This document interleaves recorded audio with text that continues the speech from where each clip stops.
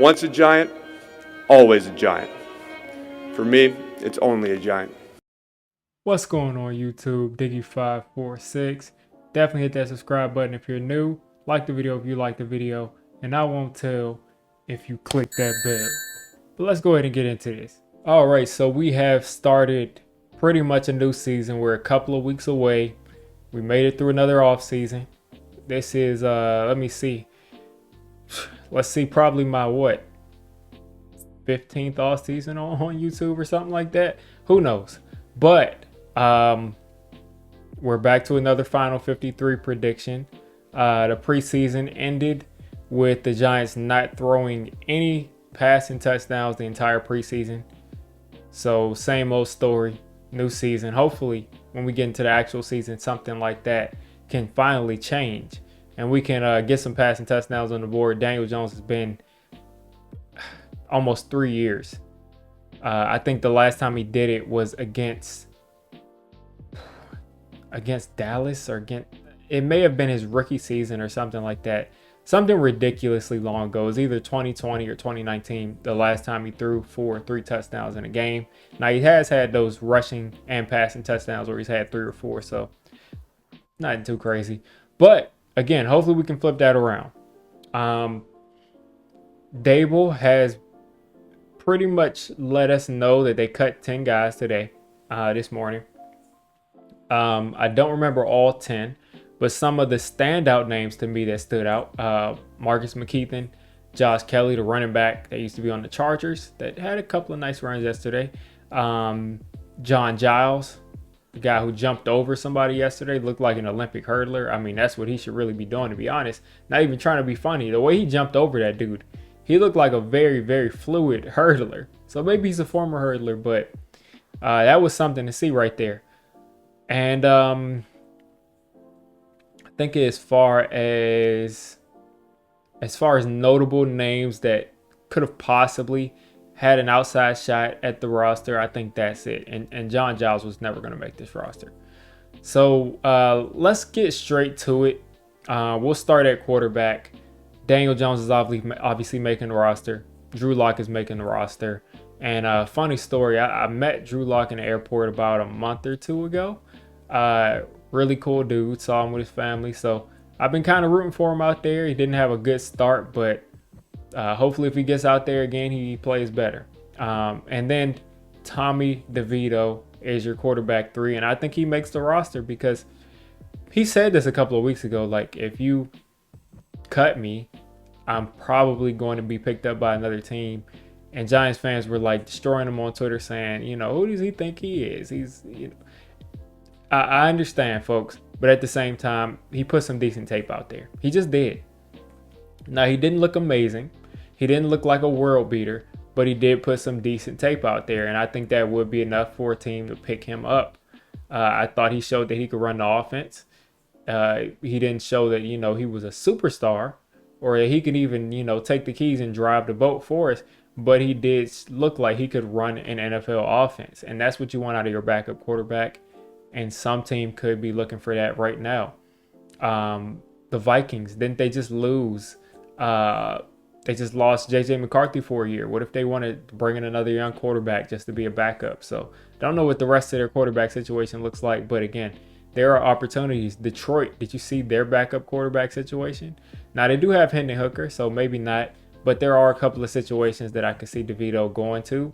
If we were to cut him, he would be, on the waiver wire. So DJ, Lock, DeVito are my 3 quarterbacks. Now for running back, I have Singletary, I have Gray, and I have Tyrone Tracy. Now, why didn't Dante Miller make this roster? It's simple. To me, Dante Miller is very explosive. He's very fast. I would love for him to make this roster. But just think about it, folks. You're only going to get so many carries a game. Singletary and Eric Gray and Tyrone Tracy, I think this coaching staff likes all 3 of them. And I think it's really going to be an open competition. I think Singletary will be a guy who gets 12, to 14 carries a game. And then I think it'll be between Eric Gray and Tyrone Tracy to see who's going to be that guy that gets 8 to 10 or, 8 or 9 carries a game. So that's going to be a competition. I think Tyrone Tracy is going to be utilized in the passing game too. But I think all three of these backs are going to be getting a lot of touches. And I think Dante Miller there would just be kind of collecting dust. And he's not so special of a developmental player that you have to stash him. And you absolutely can't lose him. And the reason I say this is because Dante Miller shows some quickness. He shows being able to find the hole quickly. And he shows being able to accelerate and really get upfield. And you know, if he was here, if he does make the team, he's going to be a threat to score every time he touches the ball. But at the same time, every time Dante Miller runs into any kind of contact, he goes down. And that's just not a good trait to have as an NFL back. You got to be able to run through that contact. You saw Tyrone Tracy. He didn't necessarily run people over and everything like that, but he bounced off of contact. And that's something that Dante Miller has got to be able to do. Even Chris Johnson, he didn't go down the first time someone touched him. So because of that, I think he has a shot at making the practice squad. And we'll see how it goes. You know, if one of those guys gets banged up, he will be called up. So would hate to see him go, but that's why I have him not making this roster. So let's look at tight end. And we have Belly, we got Theo, we got Manhurts, and we got Cager starting the season on IR. So this could be a situation where you see Cager make the team initially and Manhurts get cut. And the Giants tell Manhurts, listen, we needed to have Cager on this opening roster so we could place him on IR. And then Manhurts is a vet, so he's not going to be on the waiver wire. So he just gets cut and then he resigns. So essentially, I'm saying that by the time we line up week 1, our tight end room is going to be Belly, Theo, Manhurts. I wouldn't be super surprised if it was Jack Stoll, but I think Manhurts is a better blocker. So I have him making that roster because of that. And I think they love Lawrence Cager, but he looks like he's going to be hurt for a little while. It looks like he's not going to be back for at least the first 3 weeks of the season from how they're saying, you know, this looks like a pretty extensive injury that he's got. So that's your tight end room. So far, we are at 10 players. So let's go forward, or we're at 9 players actually. So Malik Neighbors is going to be your first wide receiver. Darius Slayton. Then you got Jalen Hyatt. You got Wan'Dale Robinson. Those are very obvious. Those guys are going to make the roster. Then you look at, you know, who's going to make it between Gunnar Olszewski and Isaiah McKenzie and Isaiah Hodgins and Allen Robinson. So I think those 4 players are fighting for 2 spots. I think it's either Isaiah McKenzie or Gunnar, and I think it's either Isaiah Hodgins or Allen Robinson. And if you ask me who's looked better this offseason from everything I've seen between Isaiah Hodgins and Allen Robinson, I would say Allen Robinson's looked better. He has a better impact on the locker room as far as that vet leadership, and we have an extremely young receiving core. But I do remember Daboll saying that when guys don't perform as you know, admirably, or they're not as outstanding as you would normally see in the preseason, sometimes you think about some of the things they've done for you in the past. And because of that quote specifically, I'm thinking that Isaiah Hodgins will make this team over Allen Robinson. And I think it is what it is there. I think because of that connection and what he did in 2022 as basically showing up as Daniel Jones' #1 target in 2022 and a touchdown machine, I think Isaiah Hodgins makes this roster. And he was doing all that injured. It just shows how crazy the NFL is, that he was hobbled, destroying the NFL defenses. And all of a sudden, he's just like an afterthought, which is crazy to me. So I think he makes it. And then I think between Isaiah McKenzie and Gunnar Olszewski, they said Gunnar has been doing a great job catching passes in this offseason, but Isaiah McKenzie has that connection with Daboll from Buffalo. And he also seems to be getting along really well in the locker room. And then also, I just think he does give you more as a receiver than Gunnar Olszewski does. And I think they're pretty similar on punt return and kick return if you want to use them in that role. And then also, Isaiah McKenzie in some spots can, be that, running back, kind of extra running back option there. So I think because of that, he makes it. And then I'm not done. We got one more spot that I'm going to give to the wide receiver position to make it 7. And I think that'll be Miles Boykin because he's a guy who's a special teams demon. We need that. There's a lot of new special teams rules on that kickoff. And I think we need as many people as possible. But specifically on a punt team, Miles Boykin and Darnay Holmes. Spoiler alert, Darnay is going to make this roster. They are really great gunners on punt team. So I have Miles Boykin making this roster because of that. And then look at O-line. Andrew Thomas, John Michael Smith, Runyon, Evan Neal, Illuminor, Greg Van Roten, Stenny, Azudu, Slotman. As you can see, that's 9 players right there. I had Marcus McKeithen making this sort of like as a developmental 9th offensive lineman. But I think they can sneak him onto the practice squad, and he's already been cut. So obviously he's not making it. So Austin Slotman is my 9th offensive lineman. The rest of these guys, the first 8 names I read, they've all played as starters on the offensive lineman. Actually everybody here has played as starters on the offensive line at some point in the offseason. That's Slotman, that's Azudu, that's Greg Van Roten, that's Runyon, that's JMS, that's Azudu, that's Neal, that's everybody. So they've all played as starters there. So because of that, it makes sense that they would all make it. And I think Neal may not have done. I think Neal maybe in the beginning parts of the offseason did, but you get the point. All of these guys have been considered starters at some point or another in this offseason. So that's 9 offensive linemen. Then you look at the defensive line. I got Dex. I got Boogie Basham, who's technically an edge, but I got him on D-line because to me, he's always been a 3-tech. In my opinion, he's always been a 3-tech, but we can keep playing these games, even though he's not a traditional 3-tech, but I think he does his best work at 3-tech. Anyway, Dex, Boogie Basham, DJ Davidson. You got Nacho, you got Jordan Riley, and you got Elijah Chapman. Only surprise here, or semi-surprise, is Elijah Chapman.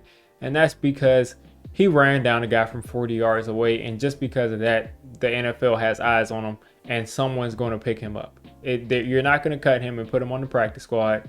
And he's got a lot of raw talent. And we're going to have to develop that as him being our 6th defensive lineman, or technically 5th if you take out Basham. He's going to just have to develop this year. And hopefully, he doesn't end up having to play too much because he does have some things he has to clean up. But maybe he comes in sometime on 3rd down and just rushes the passer and is able to do good things with Dex beside him. So that's 5 defensive linemen there, 6 if you include Boogie Basham. So 6 in that category. And then you look at edge. Kayvon Thibodeau, Brian Burns, obviously, Azeez Ojulari. Some people think we may trade him. We'll see what happens there. And then Benton Whitley. I think Benton Whitley has stood out the most among these edge guys, among these young edge guys. Shout out to Ovi from LSU. He hasn't really stood out besides that one pass that he batted down that first week. But I think it'll be Whitley as your technically 5th defensive end edge guy. And Basham will be, number 4. But he'll also play a little bit on that D-line, in my opinion. So that's what I'm seeing as far as edge. So now we got linebackers, we got DBs, and then you'll get to your special teamers after that. So let's look at linebacker. Bobby Okereke, Micah McFadden are making it. Hopefully Micah McFadden is ready for week 1. I think Daboll said that he would be ready. He thinks he'll be ready. Isaiah Simmons, who I almost forgot about when I did this, because Isaiah Simmons is a guy that plays like a bunch of positions. So it's like you almost forget to put him on there. But I put him as a linebacker, even though he's like listed as a linebacker safety hybrid. So Bobby, Micah McFadden, Isaiah Simmons, Deontay Johnson, I have making this roster. And Deontay Johnson was almost going to be my last cut. I ended up cutting Dante Miller instead because of the reasons that I said, and because I think Deontay Johnson showed in that first game that he can get downhill quick and he can make some plays. Muasau, he's a guy that we drafted. Just because of that, he's going to make the roster. It's just that simple there. Carter Coughlin, He's a guy that's going to be on special teams. He's made it the last 5 years on special teams almost. I don't know. Maybe not even 5 years, maybe 4 years. Anyway, he's been here mostly as a special teamer, and he'll continue to do that. I see no reason why not. And then DB, or let me talk a little bit more about linebacker. You don't see Darian Beavers here. I just don't think he's done enough. Maybe he would have been a better player if he didn't tear his ACL. It's unfortunate, but I just don't think he's done enough, and I think he'll be a guy that easily makes it to the practice squad. So DB, this includes safeties and corners. So Deonte Banks, Nick McLeod, Cordell Flott, Andrew Phillips. I think some mix of that are going to be your starting corners.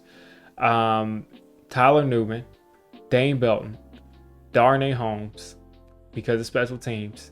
And obviously he can play a bunch of positions. Not that you want him to, but he can do it. But he's here for special teams. Trey Hawkins, I think, makes this roster. And then Jason Pinnock. And I think Trey Hawkins will be your guy that will be on that bubble if the Giants trade for a cornerback. But we're not projecting trades. So Darnay Holmes, Trey Hawkins, Pinnock are your last three. That gives you 9 DBs. So we should be at 50 players. Hopefully, if anybody's keeping track, I'm actually at 50 players. Maybe I'm at 49.